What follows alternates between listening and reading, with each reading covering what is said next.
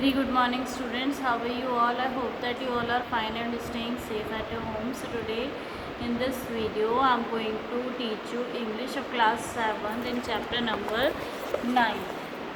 So as you can see on the screen, this is chapter number 9. J.K. Rowling is the title of the chapter.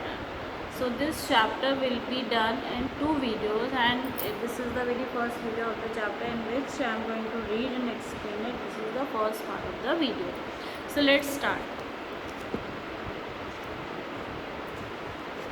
Do you know J.K. Rowling? क्या आप J.K. Rowling को जानते हैं? Well, she is a British novelist, screenwriter and film producer, best known as the author of the Harry Potter fantasy series. जो J.K. Rowling है ये British novelist है, उपन्यासकार है, पटकथा जो है लेखक है और फिल्म निर्माता है जिन्होंने हैरी पॉटर फैंटेसी सीरीज़ लिखी या बनाई. Let's read the following passage by Sharda Dubey on J.K. Rowling. चलिए हम अब इस पैसेज को आगे पढ़ते हैं. Please please don't let me fall to my death. कृपया मुझे मेरी मृत्यु तक गिरने मत दो. Pleaded the dark haired girl. ये किसने प्लीड किया, ये किसने रिक्वेस्ट करी? काले बालों वाली लड़की ने विनती की. Just hold on tight and let me climb back up. Please don't let me go, I will fall. मतलब बस कसकर पकड़ो और मुझे वापस ऊपर चढ़ने दो.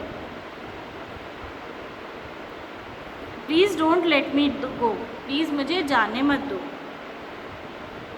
नहीं तो मैं आई विल फॉल या मैं गिर जाऊंगी. This last was said in such a theatrical wail that it brought the mother running to the spot from the garden where she had been peacefully reading in the shade of a tree.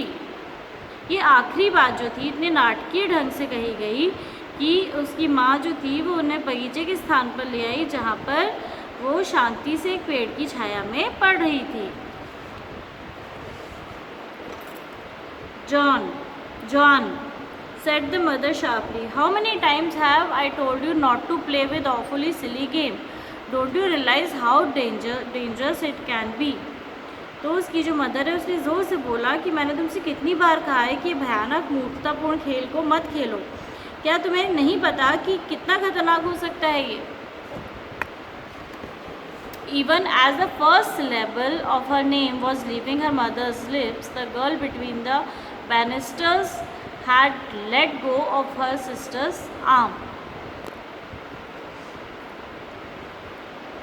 She fell, landing on the feet, the manner of her fall showing just how often both girls played with their favorite game, cliffhanger. The girls scurried to make themselves invisible from the visibly cross mother.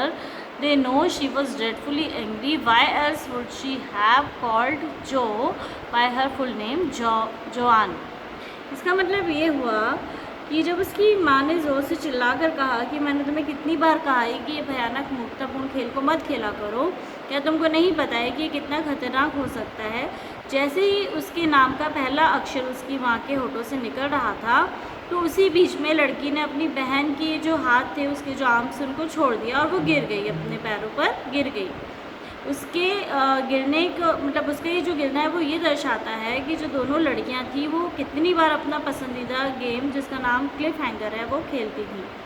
लड़कियों ने जो है क्या किया, जो दोनों girls थी उन्होंने क्या किया, अपने आप को अपनी मदर से इनविजिबल मतलब छुपाने की कोशिश करी. They knew she was dreadfully angry. वो जानती थी कि उनकी मदर बहुत ज़्यादा नाराज़ है. Why else would she have called Joe by her full name, Joanne. नहीं, अगर वो नाराज़ नहीं होती तो जो का पूरा नाम जोआन क्यों बोलती? Joanne was born on 31 July 1965 in Gloucestershire, England. Her father, Peter James Rowling, and her mother, Annie Rowling, had both worked in the Royal Navy before. जो जोआन थी, इनका जन्म 31 जुलाई 1965 को इंग्लैंड के ग्लूस्टरशायर में हुआ था. उनके जो फादर थे उनका नाम पीटर जेम्स राउलिंग था और उनकी जो माँ थी उनका नाम एनी राउलिंग था. दोनों ही रॉयल नेवी में दोनों काम करते थे। Settling down. Joan was always called Jo by her mother, by her parents and family, and was just short of her second birthday when her sister Diane, who was always called Dee, was born. तो जो Joan को हमेशा से माता पिता और परिवार के द्वारा जो ही कहा जाता था, और उसके दूसरे जन्मदिन से कुछ टाइम ही बचा था दूसरे जन्मदिन पर, जब उसकी बहन डायने, जिसे कि हमेशा डी कहा जाता था, उसका जन्म हुआ।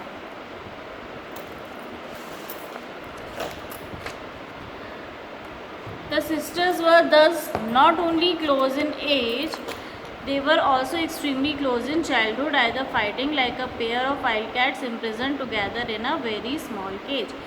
जो दोनों सिस्टर थी, सिर्फ वो उम्र से जो है करीब नहीं थी, बल्कि वो उससे भी अपने बचपन में जैसे खेलते थे तो ऐसी थी जैसे कि वाइल्ड कैट का पेयर होता है, जिनको कि एक साथ में बंदी बना दिया जाता है, इम्प्रिजन कर दिया जाता है एक छोटे से पिंजरे में। As J.K. Rowling has described it, or sharing games and stories, friend and daring escapades.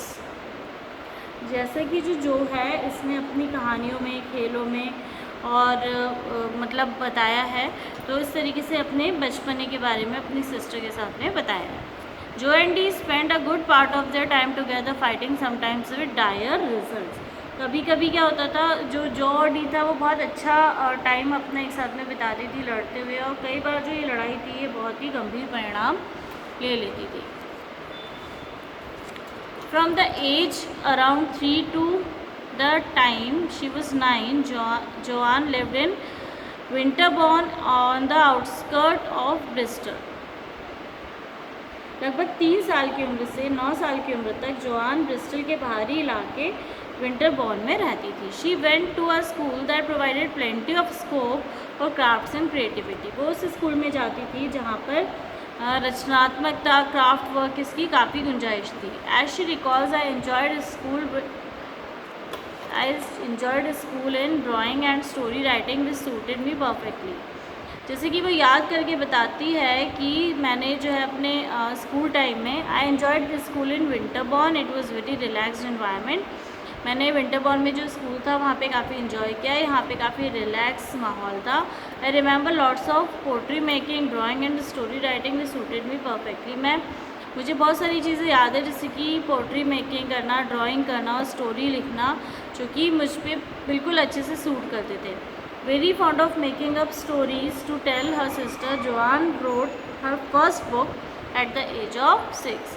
वो जो है स्टोरीज़ बनाने की काफ़ी शौकीन थी, और जोआन ने 6 वर्ष की उम्र में अपनी पहली किताब लिखी। This was called rabbit and featured a rabbit which gets sick with the measles and is visited by friends including giant bee called Miss Bee।